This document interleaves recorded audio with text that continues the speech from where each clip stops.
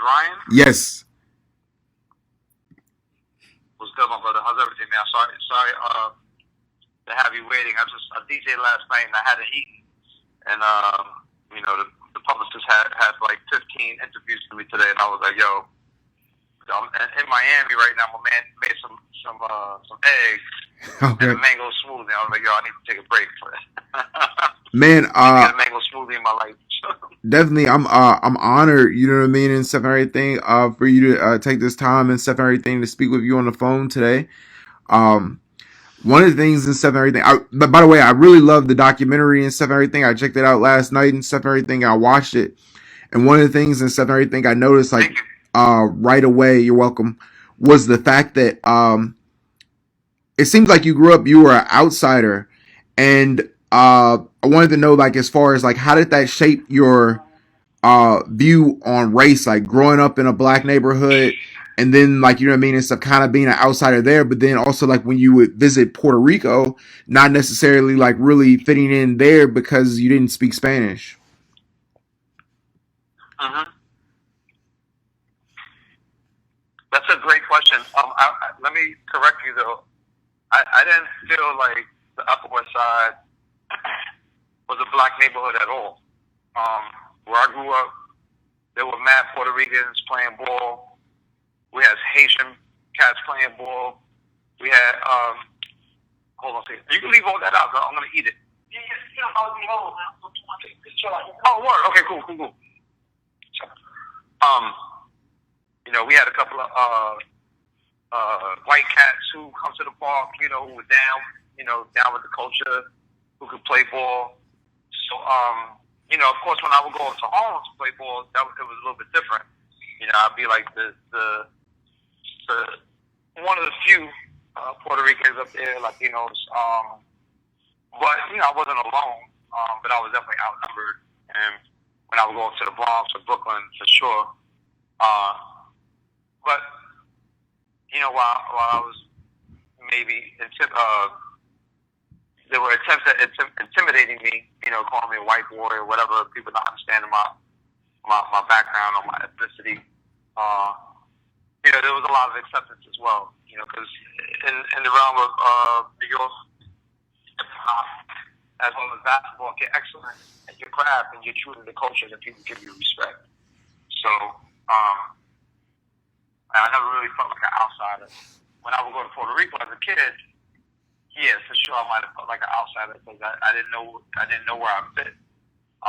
There was a lot of resistance to New Yorkers. There was a lot of resistance to people who didn't speak Spanish. But eventually, that when I played pro ball there, it was nothing but love. My teammates, it was interesting. I was thinking about this. Like, when I got there, I was the kid from New York, with the fancy handle, and I was coming after cats. I wanted playing time. And even the dudes who were starting, or the guys on the bench who were in front of me at first, like, we were all friendly with each other. We wanted to win. We wanted to be like one squad. So there was no like little bullshit, in between us. So I'm appreciative of that. I've been a part of something a lot larger in many ways in the different communities and different roles that I've had. For sure. One of the things I found interesting was you embracing the opportunity to get out of your comfort zone early on and leave the Bronx and attend Lower Merion High School. Do you feel that was like the initial start of you developing like a fearless approach to life? I do. I think, something that got lost in the narrative, which I wish I could have kept, was the influence of my brother. So my brother Bill, he really was the leader in that. He went to the University of Vermont, and he went to Harvard, and I was like, wow, like he's going to these remote places from New York. And I mean, when he was at the University of Vermont, I remember him telling me that there was more cows in the state than black people or Latinos combined. Like literally, that wasn't even like a joke. But I saw that he was putting himself in learning environments that were allowing him to grow and expand in his experiences. And so I'm not from the Bronx. I mean, I spent a lot of time in the Bronx playing ball and with family and stuff. I'm from the Upper West Side of Manhattan. But when the opportunity to go to Lower Merion presented itself, I went fast forward without even blinking an eye at the thought of, you know, learning about myself in the space of an environment that's completely foreign to me. And that was one of the first moments when my growth as a young person really had a huge leap. Because once I got there, I realized that I was really a product of my environment. That's when I started realizing that, you know, I was Catholic at the time and Christian, but I thought perhaps maybe had I grown up in a different city or a different country for that matter, that I may not be. You know, I was meeting different people from different religious backgrounds and stuff, and I was realizing that like a lot of that stuff is a result of who you're born into, what family you're born into. So it was a lot of revealing stuff. Wow. After all these years, I wanted to know, what was the main lesson you learned from your collegiate basketball experience, and do you view it as a character building time in your life now? So absolutely. I mean, if people watch the film Rock Over 45, my autobiographical documentary, they'll learn that I had a lot of knocks and a lot of roadblocks to pursuing my passions. And I'm not going to say pursuing my dreams, because I don't know that I've necessarily dreamed a lot of stuff. Because I don't know that a lot of the moments that are like most dear to me in my career, I didn't know that those things could be attained. So it's not like I could have like imagined them prior, right? Right. But when I got cut from my college basketball team 3 years in a row, when I made a team as a senior but didn't get any playing time, that was hard to process, really hard to process. But I also thought that I also learned by not giving up and continuing to be the best player I could, that an opportunity presented itself out of the blue sky to play pro ball in the midst of all that. And I think that kind of crystallized the idea of self-determination. And, you know, that you know, people can have a hand in your life that you can't control. But what you can control, you can do to the best of your ability. And that's really when I was like, wow, you know, I didn't stop practicing, I didn't stop working out. You know, I didn't let it deflate me, I didn't let it discourage me. And the scouts saw me playing ball at the park, and I wound up going over to Puerto Rico to my homeland to get paid to play basketball. I was only the second player in my school's history to ever play pro basketball, to my knowledge. So that's crazy, you know, that's crazy. I played pro ball and hadn't even played varsity at my college. So, you know, when that happened, I was like, man, like if I just stick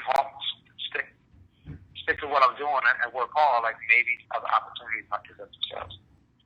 Hey guys, I'm just going to give you a 3-minute warning if we can start to wrap up. Thank you. Okay, definitely. I'm good.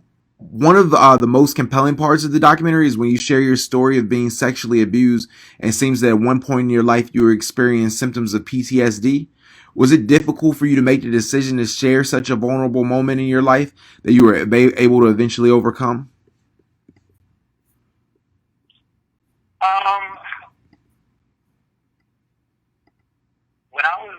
When I had the concept to write an autobiography, I remember like just thinking for hours and hours, like, well, how am I going to write about that?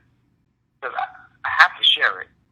I know I have to share it because as I became an adult and started sharing it with other men, and time after time, other men telling me like, yo, that shit happened to me too. And just kind of like opening up was part of the healing process. And so, not to say that I want to write about it in order to heal from it, but I want to write about it perhaps to help others heal from it. And I see that, like, what's happened with me revealing that in the film with the rollout at all the screenings, and how men and women are coming up to me during the Q&A or afterwards or in emails the next day and telling me about, how them seeing me be courageous and transparent on screen is helping them be courageous in their own lives and face their past, and maybe not face their violators, because I think in my situation, finding the heart to cross reconciliation with the person who abused me as a kid, that's not common, and not everyone deserves that type of forgiveness, but I thought that the person that did that stuff to me did, and so I crossed that path with him. But I don't want to spoil the film. There's a lot of heavy and deep moments in it, and I didn't think twice at all about not sharing the fact that I was sexually abused as a kid, because otherwise the film is just a greatest hits. I did this. I met Patti LaBelle as a kid, and and I'm friends with Lin-Manuel Miranda and Rosie Perez and Rosario parties. Like, all that shit is cool, but I'm a real human being. I'm a sensitive and vulnerable man who grew up in hip hop in a space that doesn't always reward those types of qualities. And I don't know anybody who's done an autobiographical documentary in my generation, in my community. So these are all challenges that I thought that I wanted to cross, because I just like to do that creatively. I always like to challenge myself and challenge my audience. And people cannot watch my film comfortably. It's a tearjerker for a lot of people, and it's a deep, layered narrative that more often than not people can see themselves on camera, and that has been the joy of doing this film. Is that I'm getting so much positive feedback. Like, yo, I saw myself in your story, and so when enough people have told me that, it transcends autobiography, right? It just becomes historical for a community, and so the film becomes bigger than me, and I'm appreciative of that. Man, thank you again, Bobbito, like you were saying, for taking the time and stuff and everything. Right. And I appreciate the like you were saying, the film and stuff and everything. And I'm definitely gonna cop the Puma Suede 50's, you know what I mean, and stuff and everything. So, you know what I mean, and stuff. Much respect to you, bro. Thank you. Please send the link when the article goes up, okay? Okay, I definitely will. All right. You're welcome. Okay, thanks, Ryan.